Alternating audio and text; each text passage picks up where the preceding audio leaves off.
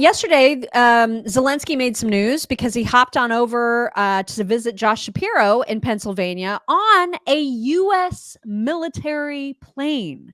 So he was flown to Pennsylvania on U.S. Air Force a C-17. And I guess now it's fine for the Biden-Harris administration to use our assets to fly foreign leaders into battleground states to undermine political opponents, because that's exactly what he did. He sat down for an interview with the New Yorker and slammed JD Vance and Trump. And so we're giving this guy billions of dollars, as Donald Hundreds Trump of billions. Jr. Yeah. Who Donald Trump Jr. pointed this out. And then he comes here and attacks one of the presidential candidates.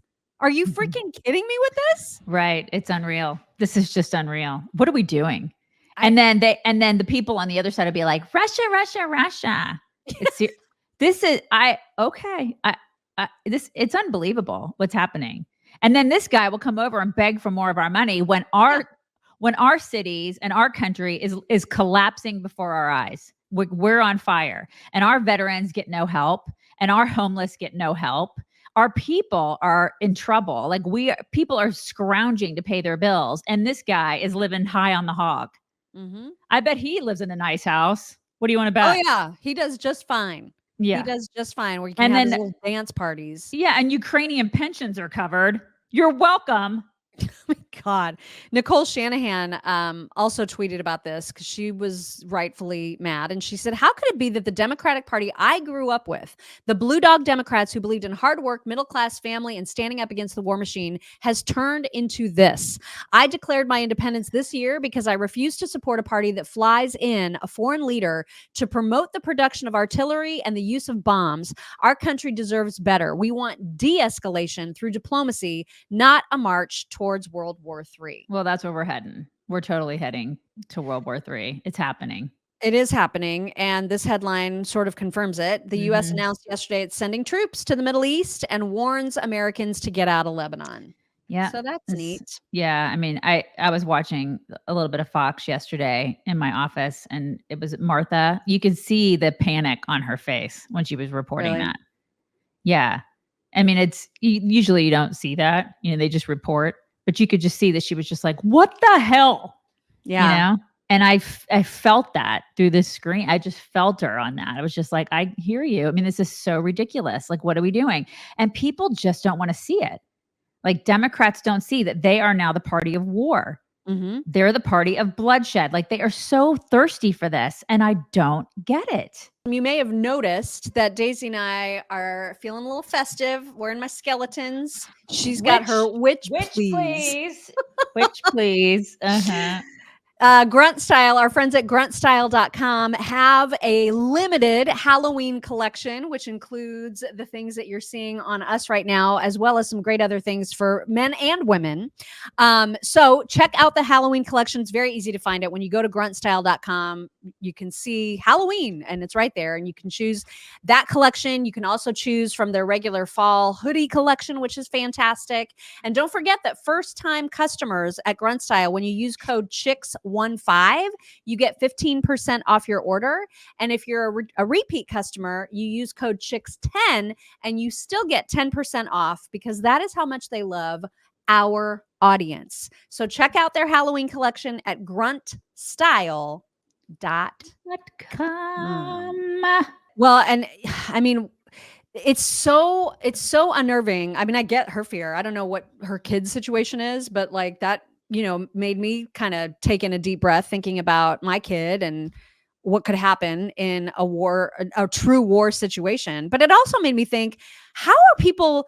So it's clear that if you look back at Trump's years, it was the greatest amount of peace ever. Like that was the least amount of wars, right? He wasn't getting us into any wars, even though everybody always was like, Trump's going to get us into World War III. Mm-hmm. And then we get Biden, and there's nothing but chaos and mayhem. And yet, despite the fact that there's chaos and mayhem from the Biden-Harris administration, Jennifer Griffin reported yesterday that 741 former high-ranking national security officials, 233 generals, flag officers, signed a letter endorsing Kamala Harris. This had 15 four-star generals, 10 former cabinet secretaries, 10 service secretaries, and former Republican leaders who served under Trump. And they're looking at Biden Harris and thinking they know what they're doing from a foreign policy perspective. What the hell? Well, again, I think it's money. And it's like a lot of these warmongers, they're in it for power and money, and they're part of the machine, right? And listen, I'd venture to say, and people may disagree with me on this, a lot of those higher up dudes, they're not the ones out there fighting. Exactly. They're not the ones out there with their lives on the line. It's these young guys and these guys who are lower ranking, who are actually Republicans, who are actually conservatives, who are out there. They're the ones who are out there doing it. Mm-hmm. It's not them. They're living high on the hog. The generals and the whatever colonels that I don't know all their whatever. The big bard guys. But they're the ones who are living large, and they don't have to deal with actual war. They're just the ones kind of playing the game with other people's lives. And that's not okay. Well, I don't remember the exact number, but I think it was 30 something of those signees to the Kamala endorsement letter were also on that letter that said, this Hunter Biden laptop is fake. Surprise. So these are not people that are in any way trustworthy Yeah. or whose judgment we should follow, because they are absolute corrupt. They're either corrupt or morons or both. I think it's definitely it's the former for sure. Yeah. Well, and Kamala also got an endorsement from the IRS Union employees, which I didn't even know was a thing.